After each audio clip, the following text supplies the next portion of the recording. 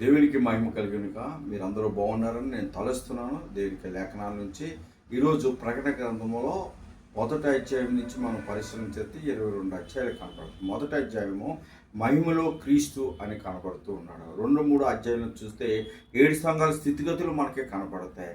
4 అధ్యాయం నుంచి 22 అధ్యాయం వరకు మనం పరిశీలిస్తే దేవునికి గ్రంథంలో జరగబోయే భవిష్యత్ విషయాల గురించి అన్నీ కూడా వివరణగా యోహాను భక్తులు రాసినట్లుగా మనకు మొదటి అధ్యాయం మనం చూసినప్పుడు 18 వచనమును 8 వచనం ఒకే రకంగా మనకి కనబడుతుంది. నేను మొదటి వాడను కడపటి వాడను జీవించేవాడను మృతున్నైతిని కానీ యుగయుగములకు నేను సజీవునై ఉన్నానని చెప్పడదు. మొదటి వాడను అనగా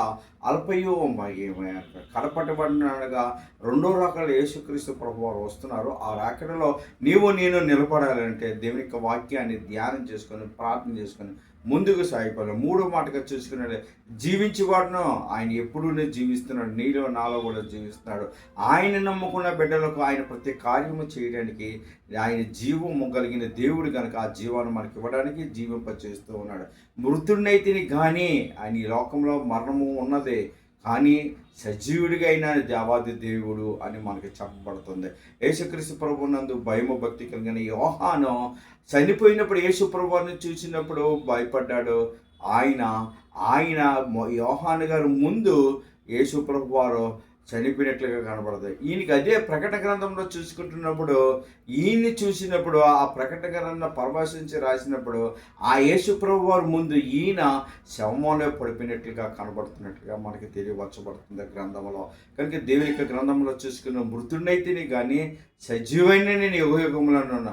యోబు గ్రంథమును 19 అధ్యాయం 20 చూసినప్పుడు నేను సజీవుడును విమోచకుడును ఆయన్ని సజీవుని ఎరుగుదునని అని చెప్తున్నాడు. ఒకసారి పేతురు గారు కూడా యేసు ప్రభువు వారు అడుగుతారు, ప్రజలందరూ ఏమనుకుంటున్నారంటే ఇర్మియా అని ఒకరు చూసుకుంటే బాప్తీసు యోహాన్ అని ఏలి అని చెప్పుకుంటున్నారు. అయితే నీవైతే ఏమనుకుంటున్నారంటే నీ సజీవైన దేవుడు అని చెప్పడం జరుగుతుంది దేవునికి లేఖనాలు చూసుకుని. కనుక ఆయన సజీవైన దేవుడు నిన్న నేడు ఏకరీతిగా ఉన్నాడు కనుక ఆయన వైపు తిరిగి రక్షించబడి దేవుని యొక్క నామాన్ని కనపరుస్తూ ప్రభువుని స్తుతించే విధంగా ఎప్పుడు ఉండాలని దేవుడు నిన్ను నన్ను కోరుతున్నాడు. దేవుడు మీ కుటుంబాలు హెచ్చుగా దీవించి వర్ధేలు చేసి సహాయం చేయను కాక. ఆమేన్ ఆమేన్.